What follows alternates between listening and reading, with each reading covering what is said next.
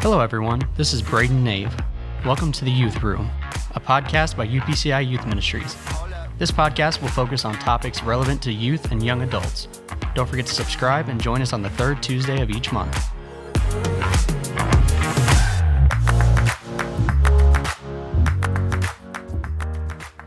All right, welcome back to the Youth Room. My name is Braden Nave, and I'm once again joined by Brother and Sister Reinking, our outgoing General Youth Secretary. I'm sorry, Brother Graham. But we are going to go ahead and continue with our series on relationships, our discussion, and we're actually going to go into our part 2 of friendships. So we'll kind of go through a few questions here and have a great discussion on that. So the first thing I want to ask, it might be the most basic question about friendships, but what should we be looking for in friends as hyphen and young adults, junior high, high school? I would say there's a lot of qualities you should look for in a friend. I would say, we always talk about, and I know I don't want to get ahead of ourselves here on talking about dating, but I think just a friend in general, they should be faithful to church, faithful to things of God. You want to be friends with people who are, up front and they're worshipers and they're faithful in their church attendance, kind, encouraging. We often use the phrase or like the example of, standing on a chair. Like her and I have taught a class before, and so one of us standing on the chair and one of us on the ground. It's easier to pull somebody up. You'd rather be someone who's pulling people up than a friend pulling somebody down, mm-hmm. right? So that's the kind of friends you should have. Someone that picks you up, not that pulls you down. Mm-hmm. So, any other thoughts that you would have? I think having a friend that you can trust is important, someone that you can be open and honest with. And sometimes you have some friends that you can share some things with, and maybe you don't. There's different levels of friendships, I guess you could say, and maybe some different aspects of your life or other relationships that you might want to share with them, or that you have some closer friends that you may only share, the more personal things. Mm-hmm. So, just those different levels of friendships too. But I would say definitely having one or two people in your life that you can trust and that you can talk to about your problems and, those, when you need somebody to gripe to about your parents and yeah. But someone who is going to maybe not say, yeah, you just need to go and do, but someone who can talk you down, Yeah. Mm-hmm. Someone who can give you wise advice at that, not maybe they may be your age, so they may not have all the wisdom in the world, but someone who could keep a level head when you maybe are not feeling as who aren't in the moment. They can have a different perspective because they're not. Who isn't just going to be dramatic and get caught up in the emotions all the time. Yeah, and I think too, one thing I've learned, maybe I didn't do this as great as a teenager, but that as I've gotten older and as I've watched my kids trying to have friends, making friends, and then just in my relationships now with friends, is that try to have a well-rounded perspective of friends. Mm-hmm. So it kind of goes with what she's saying, like, there are some people that when they find out certain people are my friend, they're like, really? You're friends with them? Not because that person is disrespected necessarily or immoral. It's because their personality is so completely different than mine. Well, I need those friends because they make me laugh, right? And when I'm in super stressful situations, I got a couple guys that I can just call and be like, bro, you've got to help me through this. And they could care less about the seriousness of the matter that I'm talking about, but they're just there to help me laugh about the funny side of it, right?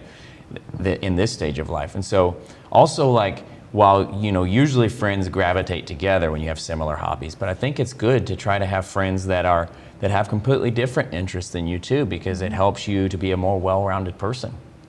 One thing I loved about our youth group, and that maybe I did okay at this as a teenager, and I think can still apply no matter what era you're growing up in, is that to have some friends who are a little older than you and have some friends that are younger than you. Because the friends that are older, they've been through it already, and so they can give you like tips and advice or whatever on youth group stuff, church stuff, just life in general. You can kind of watch them, see, learn from them.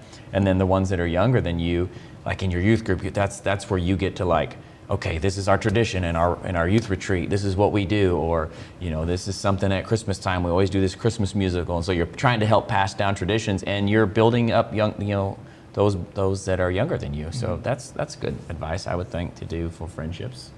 Any other thing you wanted to add about good friends to have? I don't think so. Yeah. Making sure they like to go to the same places to eat as you too, right? and then ones that that do. Somebody wants to go to Chick-fil-A over Cane's. Yes. One thing I would say too is don't just try to hang out with the cool crowd, because that's where you're going to end up, getting hurt. If that's all you're worried about, not necessarily that your friends won't be the cool crowd. If those are your friends, that's great. Doesn't mean you need to look down on other people, but don't let your aim be, I just want to be friends with those people because they're the cool people, or they're the ones who are always doing everything, who always get asked to do things, or, don't just let that be your goal, but look for people who want to have a relationship with you because of who you are, and not that you're going to have to change to be friends with them. That's really good. I mean, not to be some prime example or anything, but I mean, the friends I have, I don't know where I would be without them, honestly. Like, there's, a few friends, one of them being two of my older brothers from back home in Illinois, and then a couple lifelong friends that I've made at Urshan, and I just don't know where I would be without them, because they all bring so many different perspectives to my life, and different situations that I get myself into. So my brother's always there to tell me, stuff that I need to hear, not that I necessarily want to, but I have those friends who will tell me stuff that I need to hear rather than I want to. And then there's just friends who are definitely more spiritual than I am that will bring a different perspective. And then, I do have those friends that are, younger than me that I can, try to pour into, and even friends that pour into me being younger. I mean, I'm friends with Bible quizzers that, speak into my life probably more than I speak into theirs. So, I don't know. I love that, having that different kind of tier of friends. But we'll kind of move on to our next question here. But what should we do if one of our friends are maybe pressuring us to do something that we maybe know is not right and know that we shouldn't do? Yeah. I think some great advice I've heard through the years is that have your boundaries set up before you ever have to get yourself into a certain situation. So like where my mind immediately goes about pressuring to do something, maybe like what you're watching, what you're listening to, what kind of activity you're going to. And so if you have, like, let's just say, you're over at a friend's house and they want to, turn on media and they're about to watch a movie or something, that if you know ahead of time, here's my line of, the rating system of I don't watch anything over this. You don't have to be holier than, that holier than thou. I mean, obviously we're all striving to be holy, so that's not to make it sound like we don't believe in holiness. But if you know this is my personal responsibility, that you can just simply be like, you know what, guys, I gotta go. This is above what I normally watch. And I think your friends could respect, while some of them might tease you and maybe mock you a little bit, at least they can respect the fact that, man, he knows his boundaries, she knows her boundaries. Even like certain events to go to or activities that if you just know this is my line, you can just say, you know what, guys, you go on ahead. That's just not for me tonight, or I'm just gonna, have a phrase even in your mind of what you're gonna go to. Let's say you end up somewhere where you're not supposed to be, and you didn't know it ahead of time, and it's a surprise, right? And you're like, uh-oh. I would even work out with your parents ahead of time, like obviously everybody's got text messaging, some kind of code word that is your parents that mom and dad can call you and be like, and you can get the phone call and be like, oh, sorry guys, mom and dad need me back home, I gotta go. It's something I gotta take care of right now. And that's all you have to say, and that's your out, right? If something's happening, you don't have to go into big long sermon about, well, here's the 3 reasons why I can't stay at this event, or I can't continue on with you guys in this activity. If you just send that simple text to mom and dad and have that pattern of like, whatever it is, when they know you're going somewhere, it's 911 or SOS, whatever that is, that, they can place that call and let you know that you got to, help you with the exit plan, I guess, have an exit plan. So, anything you want to add to that? The only thing I was thinking of is just build upon what you said, is that because I had that experience where I went to an event as a senior, and it was just some friends, my senior class, hanging out, signing yearbooks, and just, and then all of a sudden I go outside and I see all these guys drinking. And so at that moment I had to make a decision. Am I going to stay here? Because inside, like, I didn't even know that was happening. And so we were fine, you know, we were signing yearbooks, just eating, hanging out. But I had to say to myself, okay, what if that starts coming inside? What if more of these people start going out there? Like, what could happen? Like, even though right now that's not affecting me, it's still happening in the same place that I'm at. And so I was like, you know what? I just don't even want to put myself in that situation, because if I would have stayed longer, even though I wouldn't maybe have been involved in that and I could have still left, it might have made the situation more awkward for me and for them, because I would have had to been like right in the middle of all of it saying, okay, well, I'm leaving now, guys, bye, you know. But instead, I noticed it. I just went in and I just kind of casually just started gathering my stuff, and I just, you know, talked to a few more friends, telling them bye, got my stuff, and I left, and I, you know, went home. And I didn't have to make a big issue of it.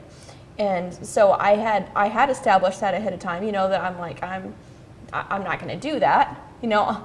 So I think, you know, when you recognize that that's happening, then that you have to take action and not just wait and be like, well, maybe it'll get better, and just keep trying to justify the situation, because that's when it could get worse. Or, like I said, you could get pressured, get more pressure, or get put in an awkward situation that you could have avoided. Yeah, absolutely. Absolutely. And, you know, I think all that is great. And I remember one time where me and my sister were hanging out with a girl from our youth group, and we went to hang out with some of her friends. And, you know, something about being there just wasn't right to me. You know, I hadn't been in contact with my dad or anything, and me and my sister were there. There was just, you know, something that tells me I shouldn't have been there.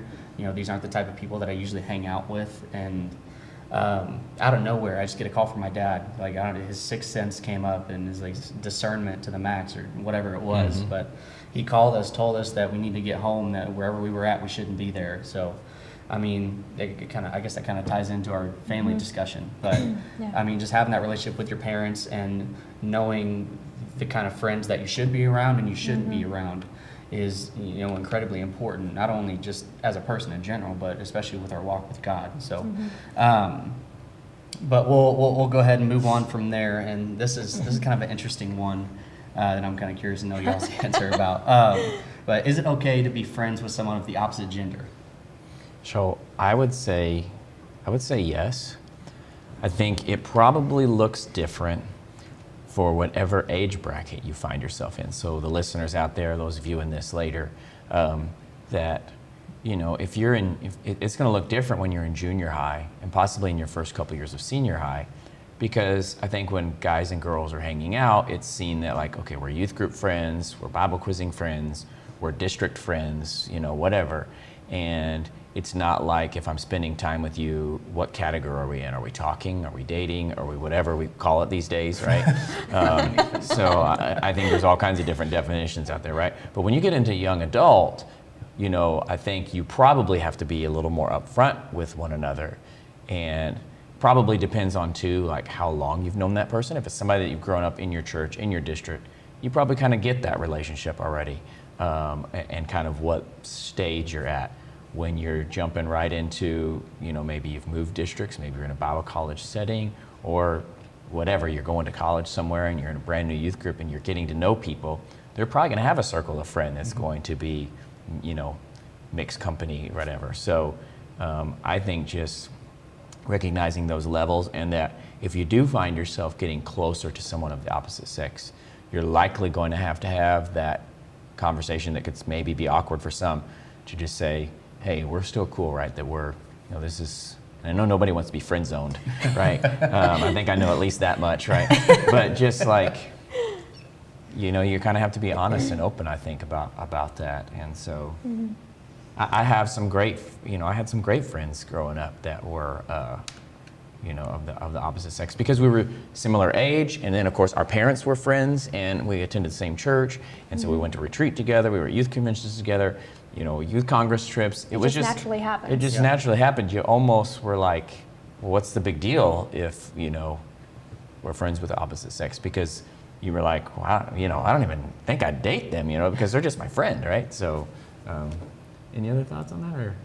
Yeah, I mean, I think it's great to have friends of the opposite sex. The one thing I would say though is if you are, if you're a girl and you're friends with a guy, then you just need to realize that not all conversation is appropriate.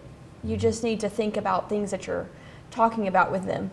And if you ask them, if you ask them, what do you think about my sweater? Is it, whatever, they might say, yeah, it's great, whatever. They don't really care. I have 3 boys, and I know, I know if they have if it's a friend asking them, they still might give a little more input than they would with me, but still, they really don't care. They would probably tell you if it was ugly, but, even there's lots of, and sometimes it can come innocently. You can be talking about something, even having a topic, the topic of maybe just modesty as far as the church goes. You could get to a certain point, even in that kind of conversation, where it's like, okay, we got to draw the line. We need to stop talking about this now. We've reached that line, So just being very cautious of what you're talking about, what you're doing together, because sometimes you can even be playing games and it can get inappropriate, just from the contact that you're having to make. So sometimes when you are friends, you don't even realize that's happening until you get right in the middle of it and you're like, uh-oh, what's going on? So it's kind of one of those other awkward moments, Yeah. So just being cautious of kind of almost, I guess, could be kind of like what we were talking about before, is having some boundaries. It's like, okay, if I'm going to have these friends that are boys, I need to think, okay, what topics do I not even bring up with them? What do I not do? What do I say? What do I not say? So that because then you can both be embarrassed. Mm-hmm. You can get embarrassing situations.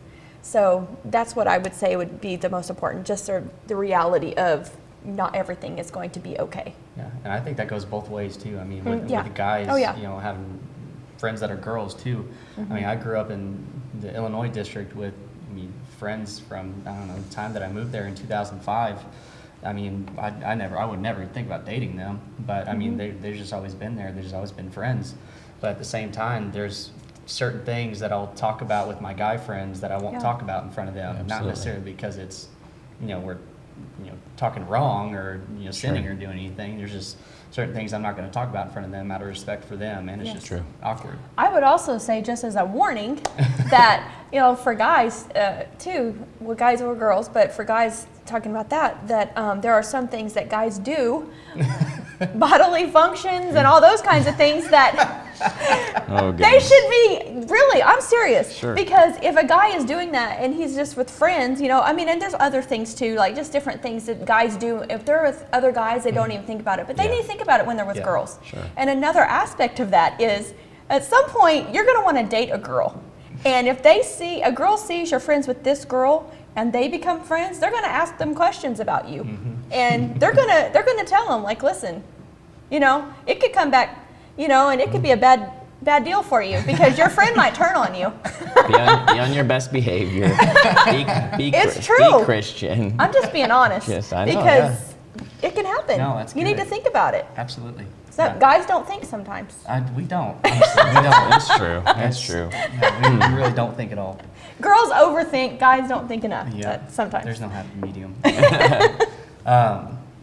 Well, I guess move on to the next question. Hey, we were youth pastors. We were you You guys have we probably have seen kids. a lot. Listen. Yeah. I mean, my brother's a youth pastor. There's stories that I've heard. It's just we'll move on. Funny. All right. Anyway, our next question is: have any of your friendships changed over the years, or any way that you've seen maybe friends when you were younger, or a younger married couple, or when you were teenagers? Have that view changed from then to now? You want to lead off on this one? I feel like I'm leading off every time, so I don't want to take charge. I mean, I do have something to say, but do you want me to talk? You want me to go first? Sure. Okay. Sure, since you really want So to. I wrote down here on these prepared questions. I wrote but there's a whole lot more to than that. I mean, obviously, being 13 days? Is it 13? Yeah, 13 days shy of 40. Friendships have changed. Yes. Yes. And I think it's because, like I talked about in those seasons, right? So friends I had in junior and senior high when I was in youth group, in Youth World in Indianapolis, Indiana, it was because we were always all together. by, obviously, some were a lot by choice, right? There were certain friends every weekend I wanted to go over to their house, and we would, I'd have guys over for camping things at my house and boating excursions because we lived on a river, right? And so Sunday afternoons were in the summertime was all about guys coming over and me training them on how to do knee boarding and inner tubing. And then other guy, one friend had the dirt bike, the other friend lived near a park where we could play basketball. So all the time we were wanting to hang out together. Well, then it came to the part of like we graduated, and while all of us still lived geographically in the same place, we were all going in different directions. Some of us were going to IBC, some of us were going straight into the workforce. And so life just, took us down different paths. It wasn't just because we were like, well, our friendship is ending, because some of them I'm still close to, right? And some of them haven't moved, others have. And so ministry paths, life paths have took us in completely different directions. And so that's again why it's really important, going back to that point of being well-rounded, because if you invest only all of your time in just like one certain friend or one certain friend group, what happens when life takes them, halfway across the country or halfway across the world? Yes, you can still stay connected, but those different seasons will bring different friend groups as well. So learning and flexing with that. I would say, like, I've had lots of different close friends throughout my life. When I was maybe in high school, I had a best friend who then when I had a couple of best friends, one at school, one at church. Then when I left to go to IBC, my friends totally changed. They weren't there. I was 11 hours away. So it's hard, even though we still were friends, it's just that dynamic, it changes. And they weren't maybe thinking ministry. And so it's totally different because you're dealing with different situations. And so sometimes you can't relate to each other as well. But that doesn't mean that you can't still be friends. You're just maybe that closeness isn't the same anymore. And but you still have those experiences from the past. And sometimes that can even help you. You're like, sometimes you just need to remember where you came from, and you go back and relive those memories. But then as you get older and you start having a family, and then even ministry wise it changes. And if you're in the youth ministry, you might have other friends who are other youth pastors, or if you're if you become a pastor, then your friends, you're probably most likely your best friends aren't going to be the youth pastors of a different, it's just, it changes, and it just depends on where you are in your life. So even now, like, I would say, and maybe at our age, we've kind of gotten to a point that even though, like, some of my closest friends, we don't live maybe in the same area, but we are kind of dealing with ministry-wise, maybe not even the same, position, I guess you could say, but we have kind of similarities in our life. We have teenage kids. We have, the same life situations, and we are in the ministry. So we have some things that are the same. So as long as you can find those similarities, then you can relate in different aspects of your life. But then I have other friends who they are here, and so they're the ones who I talk to more on a daily basis. I don't talk to these friends all the time. I could go weeks without talking to some of these other friends, but we can pick right back up to where we left off. And so I think as you get older, those relationships become, I would almost say, more important. Because and they become more precious to you because you've shared more things with them, and things that matter maybe more at that point. And you're really needing someone. You're dealing with situations that can really alter your life, and so you're really needing someone to really that you can lean on. And maybe when you're younger, you have relationships in your life that you might, well, at least for ours, like right now, like things that we have, like I don't maybe call my mom and talk to my mom about everything that's going on in my life. But if you're 20, you might want to do that. You might have a closer relationship with your mom at that point where you might want to, we talk about important things, but not every little detail. And so your friends just change throughout your life, and even your family relationships can change. Yeah. I think too, it's important that even if time and geography and different paths make it more challenging to keep those friend lines going, it's kind of, I kind of see like this sphere, right, or like this circle, that as you kind of move around, the amount of people that can fit in that circle, excuse me, Like you can't, like it's hard to make that circle big because there's only so much of you and only so much time, and as the life is changing. But that as you move around that circle, still try to reach outside that circle and keep those bridges built, because there was people that we went to Bible school with that they might not have been in our, our little sphere illustration here, but we were still like kind in general to everybody, right, in school, even though we didn't spend every waking moment with all of them. That when life took us to Oklahoma and then some of them graduated, life brought them to Oklahoma, and all of a sudden we're serving on youth committees together and running camps together, and it's like we're like the closest of friends all of a sudden because of the way that sphere moved around, geographically and then ministry-wise. And we kind of look back and we laugh about the fact of like, we didn't even really run together, as we would say, when we were back at school. But here we are, working together and doing life and ministry together. So it's cool. So just enjoy each chapter and enjoy each season. So yeah, because sometimes it does come back around. Yeah. Like just even when you were a teenager and you met someone and yeah. and now in Connecticut met Dave Molina, and now we go to church together at the sanctuary, and you were like 17 years old. It was just a brief thing. And so like how crazy is that, But you just never know. Yeah. That's why you should be nice to everyone. and that's the blessing to me of the Pentecostal church and events and things, and I just keep praying that we can get back to those events more and more, because the more you live and the more you get to experience, you get to that friend circle can grow, and social media makes it great. So that's a positive thing about it, and so realizing that benefit and I can stay connected on the social media level with a whole lot of people. So I would friends say are awesome. that probably makes a difference now compared to when we were younger too, because we didn't have all this social media when we were younger. So it was harder to stay connected with those friends. When you graduate high school, when you're not living there anymore, it's harder to stay connected to them because I didn't even have a cell phone.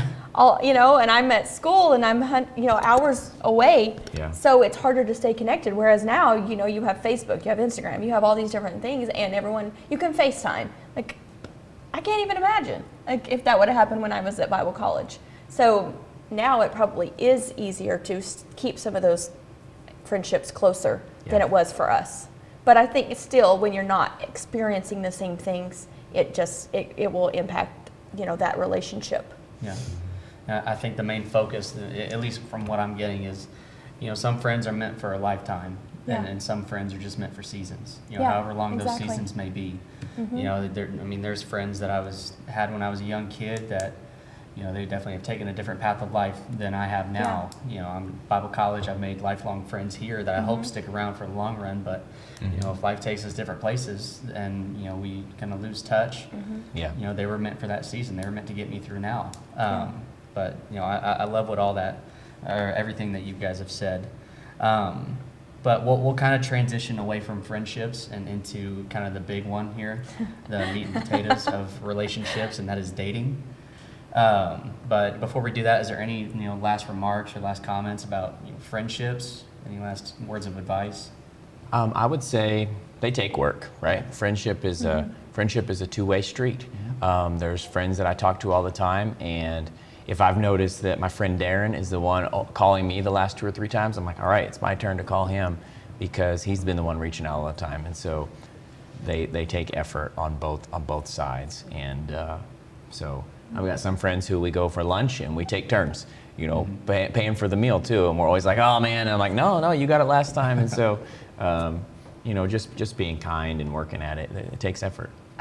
I would also, I just thought of this, but I would say too, if you are one of those people who is struggling to find a friend and you just feel lonely, that one thing you can do if you don't know what else to do, then just pray and ask God to lead you someone, because there could be another person who's feeling the same way, and maybe if you just reach out to God and reach out to maybe your youth pastor, or reach out to someone and tell them, they may know of someone else to be like, you know what, you two, we should get you together. You two would be great friends, or God could create a situation to where you could come into contact. So I would say if you are feeling lonely and you want a friend, then just start praying about it, and God can bring someone into your life. All right, awesome. Well, we've actually gone over our time again, so we're going to have to break this up into a third part, but that's all right. So we do thank you guys for joining us today on the Youth Room. Tune in next time. We'll dive into relationships and dating. It's definitely one you don't want to miss, so go ahead and tune in next time. Thanks. Thank you for joining us. Don't forget to subscribe and follow UPCI Youth Ministries on social media. We'll catch you next time in the Youth Room.